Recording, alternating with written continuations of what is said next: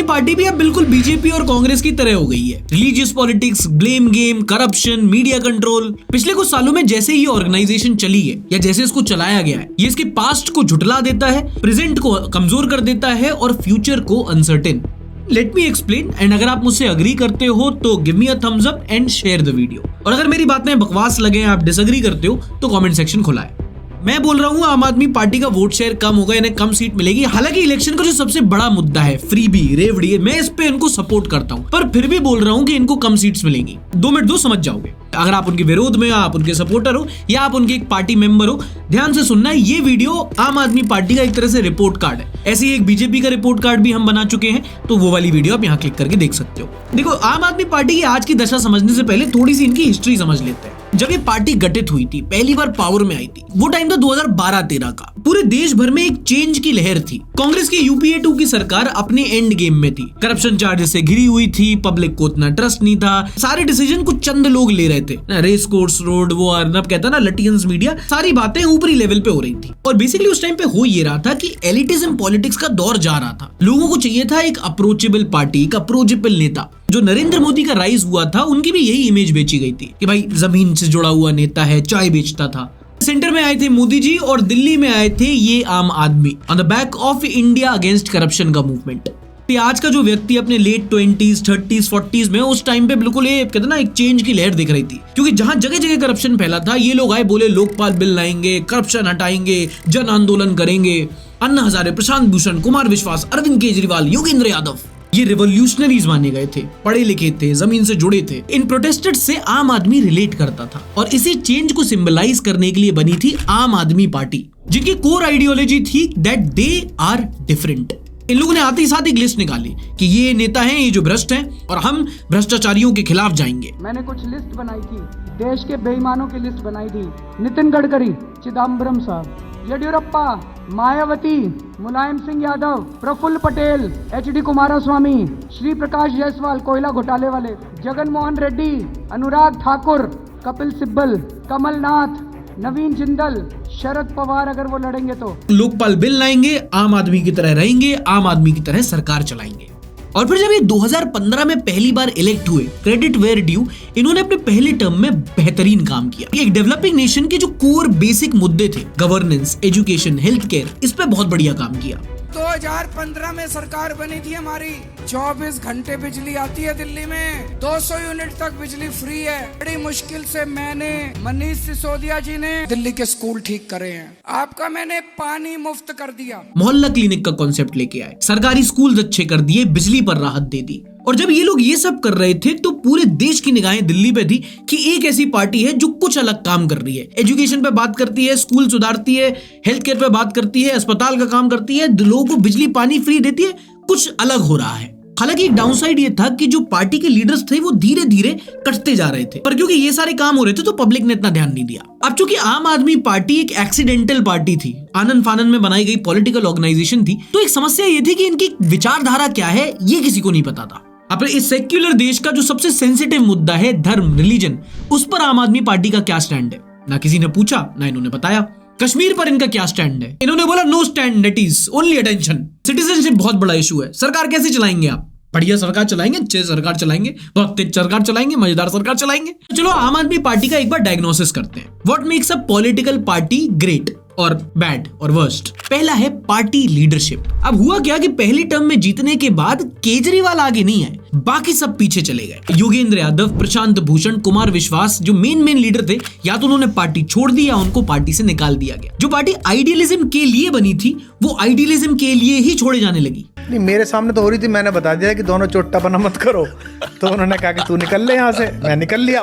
कुछ लोगों ने पार्टी और पॉलिटिक्स दोनों छोड़ दी और कुछ बीजेपी में चले गए। जो पॉलिटिक्स में नए नए वेले, उनको पता नहीं होगा, कपिल मिश्रा जो आज बीजेपी के इतने बड़े नेता हैं, वो पहले आम आदमी पार्टी में थे। फिर देखते ही देखते आम आदमी पार्टी के आम का अचार बना के रोटी खाने लगे ये लोग। पर पहले टर्म में चेंज आया, एक पोटेंशियल दिखा। फिर 2020 के चुनाव आए और लोगों ने इन्हें जिता दिया। The Arvind Kejriwal-led Aam Aadmi Party has won the Delhi elections for a third time, beating all anti-incumbency. ये कोविड के जस्ट पहले की बात है। इनफैक्ट जिस दिन आम आदमी पार्टी दोबारा जीती और केजरीवाल हनुमान मंदिर गए थे, मैं वहीं पे था। मैंने वो स्टोरी भी कवर करी थी, यूट्यूब पे वीडियो डाली थी, पर अब वो वीडियो नहीं है। केजरीवाल से भी ज्यादा कुछ इनसिक्योर लोग हैं दुनिया में। खैर, केजरीवाल दोबारा जीत के पहले दिन हनुमान मंदिर जाते हैं। From that time to this time Goa में, पंजाब में कई जगह इलेक्शन लड़ चुके हैं। पंजाब में इन्होंने सरकार बना ली है, कांग्रेस के साथ ये गठबंधन कर चुके हैं। और कपिल मिश्रा आज बड़े नेता हैं पर बीजेपी में। और सिर्फ कपिल मिश्रा नहीं, शाजिया इल्मी, कैलाश गहलोत, इनके कई सारे नेता बीजेपी में मिले और ये खुद कांग्रेस के साथ। वही कांग्रेस जिसकी छाती पे लात रख के पावर में आए थे। थूक के चाट लिया बोलूंगा तो बुरा लगेगा, पर एक पार्टी का जो कोर वोटर बेस होता है वो होता है उनकी विचारधारा के लिए। जो जो ये बातें पहले बोलते थे, अब ये या तो वो बोलते नहीं या उसका उल्टा बोलते हैं। पहले सोनिया गांधी चोर थी, अब सोनिया गांधी चोर नहीं है। सोनिया गांधी को गिरफ्तार करो, 2 दिन उसका इंटेरोगेशन करो, देखो पता चल जाएगा किस किसने रिश्वत लिया और किस किस नहीं। मिसेस सोनिया गांधी एक ईमानदार नेता है, यस या नो? यस। बीजेपी हिंदू मुस्लिम करती है, हम सेक्युलर है, लेकिन नोट पे लक्ष्मी जी की फोटो होनी चाहिए ना। आज हमारे देश में सियासती पार्टियों ने धर्म के नाम पे जहर घोलते हैं। उसे खत्म करना है और उसे प्यार और मोहब्बत की राजनीति में बदलना है। हिंदू, मुसलमान, सिख, ईसाई सबको एक साथ लाना है। माननीय प्रधानमंत्री जी से अपील करता हूँ कि भारतीय करेंसी के ऊपर लक्ष्मी जी की और गणेश जी की तस्वीर लगाई जाए। बीजेपी ने कश्मीर में बिल्कुल ठीक किया, लेकिन सीएए नहीं चलने देंगे। धारा 370 हटाना देश हित का मामला है, इसलिए आम आदमी पार्टी आज इस बिल का समर्थन करती है। 70% से ज्यादा लोगों के पास कुछ भी दिखाने को नहीं होगा, कागज दिखाने को नहीं होंगे, तो फिर उन लोगों को कहा जाएगा कि आप देश छोड़ के जाओ, तो वो कहाँ जाएंगे? ये देश तो अपना है, ये देश तो सब लोगों का है, यही पैदा हुए। कांग्रेस डायनेस्टी पॉलिटिक्स करती है, पर हमारे नेता के भी 1-2 भाई बहन को टिकट दे देंगे तो क्या ही दिक्कत है। और हम दिल्ली को आम आदमी के नजरिए से देखेंगे, पर अगर घर में 70 लाख के पर्दे खोल के देखें तो बहुत मजा आएगा। आज के इलेक्शन में जो इतना बड़ा इशू उठ रहा है केजरीवाल के घर का, शीश महल का, जिसमें 43 करोड़ रुपए रिनोवेशन के लिए लगा दिए, अगर आप उसकी डिटेल देखोगे कि लाखों के पर्दे लग रहे हैं, आम आदमी का मिनी बार है और एक कार से महंगी टॉयलेट सीट हो रही है क्या। And this brings me to the most important point when you discuss Aam Aadmi party. ये पार्टी आई थी आइडियलिज्म को लेकर और वो अब कहीं नहीं दिखता। इनका रिफॉर्म पॉलिटिक्स कब बन गया समझ में ही नहीं आया। ये पॉलिटिक्स में आइडियलिज्म लेके आए थे, but then they realise that politics can never be ideal, so they became a politician. And अगर आप मुझसे अभी ये बोलो कि हाँ कोई बात नहीं, जो ये कर रहे हैं वो तो बाकी पार्टीज भी करते हैं, तो यहाँ पर एक छोटा सा नुआंस ये है कि इन पर सवाल, इनका क्रिटिसिज्म ज्यादा होगा, क्योंकि ये चेंज का होप लेके आए थे और बिना कोई एक्सपीरियंस होने के बावजूद लोगों ने अपना वोट दिया था, इनके हाथ में सरकार ही दे दी थी। कसम खाता हूँ अपनी जिंदगी में ना कभी रिश्वत लूंगा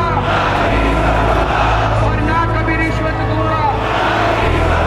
डोंट फॉरगेट, प्रोग्रेस बेचने वाली तो बहुत सारी पार्टी ऑलरेडी थी। इन्होंने एक सपना बेचा था, सपना of a corruption free India. इनका पूरा क्लेम टू फेम ही यही था कि भाई भ्रष्टाचार और भ्रष्टाचारियों की सरकार है, हमें आप वोट दो, हम सरकार चलाएंगे। आप पे सवाल ज्यादा उठेगा, आप पे पब्लिक ज्यादा हार्श रहेगी। और जब आपका क्लेम टू फेम ही यही था कि भाई हम करप्शन फ्री सरकार चलाएंगे, तो आप पे लिकर स्कैम का आरोप कैसे लगा। एंड आप यहाँ पे बोल सकते हो कि ये तो ईडी, सीबीआई और एजेंसी का इस्तेमाल करके हमको फंसाया गया है, पर जिस किसी ने भी ये पूरा केस पढ़ा हुआ है तो उसको पता है कि अगर भाई पूरी दाल काली नहीं है तो दाल में कुछ तो काला है। वो कुछ तो काला आपकी दाल में नहीं होना चाहिए था। दूसरा, आप बोल सकते हो कि भाई पॉलिटिक्स में सरवाइव करने के लिए पॉलिटिक्स खेलनी पड़ती है, तो ये बहाना तो बाकी पार्टी भी मार लेती ना। जब 2019 के चुनाव के पहले आप ये बोल रहे थे कि बीजेपी देश में उन्माद फैला रही है, लोगों को लड़ा रही है और ये देश के लिए ठीक पार्टी नहीं है, तो अब आप रिलीजन पॉलिटिक्स कैसे करने लगे? कितना क्रेजी है ये। आप बोलो, आप इंटेलेक्चुअल्स, ब्यूरोक्रेट्स, लॉयर्स, आप लोगों ने पार्टी बनाई थी और नोट में लक्ष्मी जी की फोटो होनी चाहिए? सीरियसली? माननीय प्रधानमंत्री जी से अपील करता हूँ कि भारतीय करेंसी के ऊपर लक्ष्मी जी की और गणेश जी की तस्वीर लगाई जाए। पंडितों और ग्रंथियों को 18,000 की पेंशन दोगे? सीरियसली? पूरी दिल्ली में यही मुद्दा बचा। एक बार गाजीपुर के पहाड़ पे चढ़ के देख लेते कितने मुद्दे दिख जाते आपको। मुझे लगा दिल्ली की AQI खराब है, उससे खराब आपकी पॉलिटिक्स निकली। आप बोलते हो हम धर्मनिरपेक्ष पार्टी हैं और फिर आप ऐसे लीडर्स से मिल रहे हो जिनकी ऑर्गेनाइजेशन का कुछ ट्रैक रिकॉर्ड ज्यादा अच्छा है नहीं। फिर आप बोलते हो कि हमारे पार्टी में टैलेंट पूल है, बाकी सब नेपोटिज्म वाली पॉलिटिक्स खेलते हैं। फिर इस बार आपने टिकट्स अपने नेताओं की फैमिली मेंबर्स को क्यों दिया? दूसरा है media control, freedom of speech. एक ऐसी चीज है जिसमें मुझे लगता है राइटफुली बीजेपी को बहुत क्वेश्चन किया जाता है, बहुत नैरेटिव कंट्रोल करते हैं। पर बीजेपी ने कभी इतनी बड़ी गलती नहीं की कि चलते हुए इंटरव्यू में बोले कि ऐसे है क्या, आलतू फालतू सवाल पूछ रहे हो। उनका पीआर गेम इतना भी वीक नहीं है। आप मोदी और राहुल गांधी की तारीफ करते रहते थे जी, अब आप आम आदमी पार्टी में, क्या अब भी ये तारीफ जारी रखेंगे? आपको मैंने बोला था ना, हाँ, मतलब उल्टा सीधा सवाल नहीं करने के लिए। नहीं, ये तो वेरी नॉर्मल। ऐसा कोई सर ऑब्जेक्शनेबल सवाल पूछा आपसे? ये तो ये लोग डिसाइड करेंगे कि वो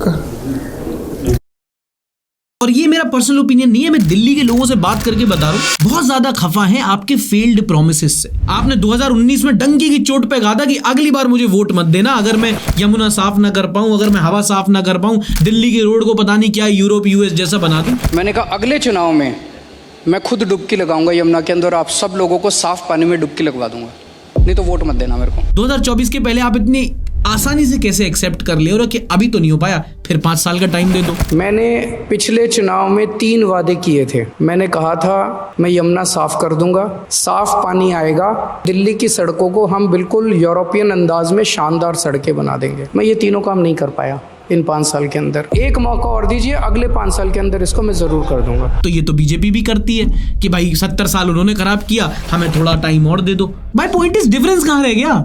और आपके बहाने अचार की कसम, ये पहले प्रॉमिस करेंगे, पावर में आएंगे, वो काम नहीं होगा, फिर लोग जब सवाल करेंगे तो बोलेंगे बीजेपी नहीं करने दे रही, एलजी नहीं करने दे रहा। बात बात पे ही रो ना। जंतर मंतर पे महीनों प्रोटेस्ट करके आप रिजल्ट देने गए थे, रिजल्ट दो ना। बहाने तो हम सुन ही रहे थे, बीजेपी नहीं करने दे रही। It's a very basic point you know. And उसमें भी पता प्रॉब्लम क्या है, ये जेल जाएंगे, बाहर आके रिजाइन कर देंगे एंड फिर उस पर आपकी फेल्ड पीआर ड्रामेबाजी। जिस तरह भरत जी ने 14 साल तक भगवान श्री राम की खड़ाऊ रखकर अयोध्या का शासन संभाला, उसी तरह से आने वाले 4 महीने के लिए मैं दिल्ली सरकार चलाऊंगी। 4 महीने में जो आने वाले चुनाव हैं, दिल्ली के लोग फिर से अरविंद केजरीवाल जी को मुख्यमंत्री की कुर्सी पे बैठाएंगे। तब तक ये कुर्सी इसी कमरे में रहेगी, अरविंद केजरीवाल जी का इंतजार करेगी। नहीं, राम अगर वनवास पे गए हैं तो भरत उनकी कुर्सी पे नहीं बैठेंगे। नहीं, अगर अतिशी कुर्सी पे बैठी है तो अतिशी कुर्सी पर बैठ सकती है। This relationship should not be that complicated. अब यहाँ पे पता प्रॉब्लम क्या आई है, बीजेपी हमेशा हिंदू राष्ट्र, हिंदू वोट, कांग्रेस सेक्युलरिज्म की बात करता है और उनके मुद्दे अपनी जगह इंटैक्ट है, इसलिए उनके पास एक लॉन्ग टर्म विजन वो सोच सकते हैं। यहाँ पे एक मुद्दे कुछ लेके गए थे और अब उन मुद्दों पे ये खुद बात नहीं कर रहे। तो प्रॉब्लम क्या है कि एक नैरेटिव वैक्यूम आ गया है। Progressive politics, corruption free government की बात कर नहीं सकते। तो प्रॉब्लम क्या है कि इनके पास अब कोई नैरेटिव ही नहीं है, क्योंकि जिन जिन बुरे लोगों को हटाकर आप काम करने बैठे थे और आप उन्हीं बुरे लोगों के साथ भी बैठ गए और काम भी नहीं कर पाए। तो आज इनका जो सबसे सक्सेसफुल मॉडल है वो इन्हीं के खिलाफ यूज किया जा रहा है। तो इनके पास अपना नैरेटिव नहीं है,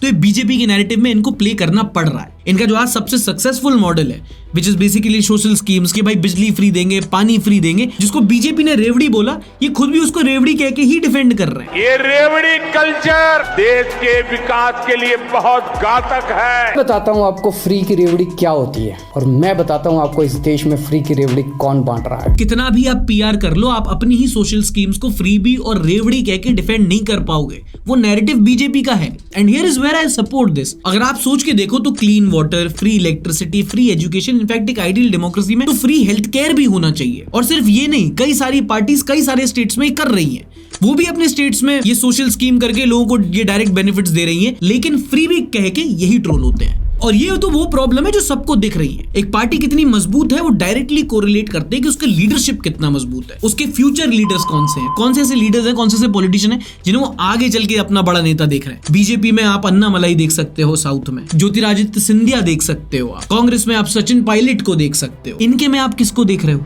राघव चड्ढा। राघव चड्ढा को आम आदमी पार्टी का एक फ्यूचर बहुत बड़ा लीडर देखा जा रहा था। In fact I still have big hopes from him. पर राघव चड्ढा आजकल सड़कों पे कम बल्कि परिणीति चोपड़ा के साथ आपकी अदालत में ज्यादा दिखते हैं। हार्ड पिल टू स्वॉलो, पर इनकी सपोर्टर से ज्यादा इनकी वाइफ का फैन बेस है। Big reason to worry. जिस पार्टी का सबसे बड़ा स्ट्रॉन्ग पॉइंट ये था कि इन्होंने दिल्ली की हेल्थ केयर अच्छी कर दी है, स्वास्थ्य सेवाएं अच्छी कर दी हैं, उस पार्टी का सबसे बड़ा युवा नेता अपनी आंख का ऑपरेशन करवाने के लिए विदेश जाता है। राघव चड्ढा की ब्रिटेन में आंखों की सर्जरी हुई है। ये थोड़ा एंटी नैरेटिव जाएगा, किसी ने नहीं सोचा। और राघव चड्ढा की जो पार्लियामेंट में रील्स वायरल होती है उसमें ये एयरपोर्ट पे लगेज के मुद्दे उठा रहे होते हैं। 1 kg अगर एक्सेस बैगेज हो जाए तो फ्लाइट आपसे हजारों रुपए का किराया वसूलती है, लेकिन कई घंटों के डिले के लिए क्या फ्लाइट हमें कॉम्पनसेट करती है? भाई पॉल्यूशन, पानी, गाजीपुर का पहाड़, ये सब भी है।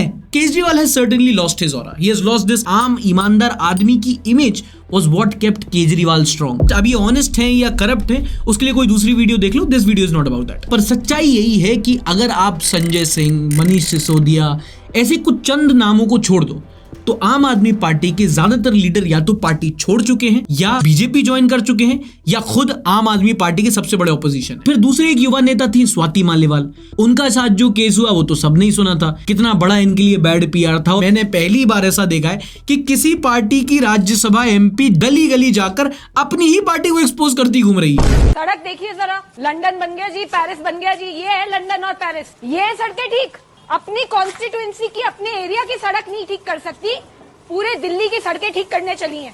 एंड अगर आप मेरी बात से डिसएग्री करते हो, लिटमस टेस्ट अभी देता हूं मैं आपको। सड़क पे जाओ, किसी से भी बीजेपी के 5 नेताओं का नाम पूछ लो, अभी बता दो, Narendra Modi, Amit Shah, Rajnath Singh, Nitin Gadkari, Nirmala Sitharaman, Kapil Mishra, and I can go on and on and on. कितने लीडर है जो गिना सकते हैं? आम आदमी पार्टी के 5 नेताओं के नाम बताओ।